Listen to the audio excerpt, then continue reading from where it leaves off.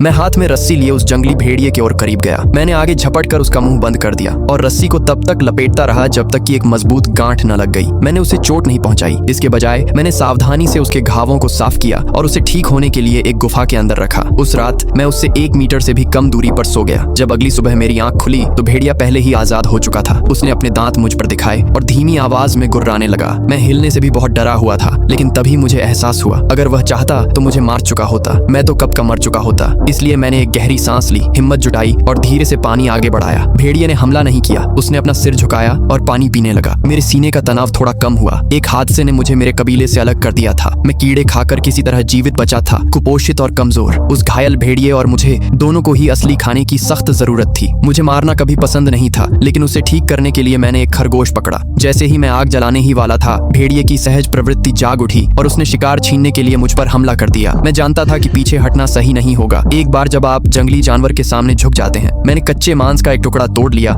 और उसे खा लिया। मैंने अपनी सीमा स्पष्ट कर दी। किस्मत से आग जल्दी जल गई। आग की लपटों ने भेड़िए को डरा दिया। जब वह पास में बैठा था, मैंने पका हुआ मांस खाया। उसकी आक्रामकता धीरे धीरे एक धीमी कराह में बदल गई। जब मैंने खाना खत्म कर लिया तो मैंने उसे एक टुकड़ा दिया। ये दान नहीं था, ये एक सौदा था। मैं उसे खाना और छत दूंगा और वह मेरे नियमों का पालन करेगा। उस रात के बाद भेड़िया थोड़ा शांत हो गया, लेकिन वह सावधान रहा। उसने कभी पूरी तरह से अपनी चौकसी कम नहीं की। एक बार जब उसके घाव भरने लगे तो मैंने अपना सामान समेटा और अकेले अपने कबीले की ओर लौटने की तैयारी की। मैंने अलविदा कहा और अपना स्कार्फ लेने के लिए मुड़ा, लेकिन भेड़िए ने उसे अपने मुंह से दबा लिया। मुझे जाने देने से इनकार कर दिया। उसकी आंखों में कुछ था, एक हिचकिचाहट, शायद निर्भरता भी। मैंने जाने की जिद की। मैं चाहता था कि वह अपने जैसों के पास लौट जाए, लेकिन मैं ज्यादा दूर नहीं गया था कि मुझे एहसास हुआ कि वह मेरा पीछा कर रहा था। चाहे मैंने कितनी भी बार उसे छुरी से भगाने की कोशिश की, उसने जाने से मना कर दिया। वह भी उतना ही जानता था जितना मैं कि घायल होने पर अकेले जीवित रहना लगभग असंभव होगा। तभी अचानक भेड़िया आगे भागा और मुझे पहाड़ के नीचे ले गया। तलहटी में जंगली सुअरों का एक समूह छिपा हुआ था। भेड़िए ने उन पर धावा बोल दिया, उन्हें बाहर निकाल दिया और मुझे शिकार करने का मौका दिया, लेकिन मेरे पास कौशल की कमी थी। मैं घबरा गया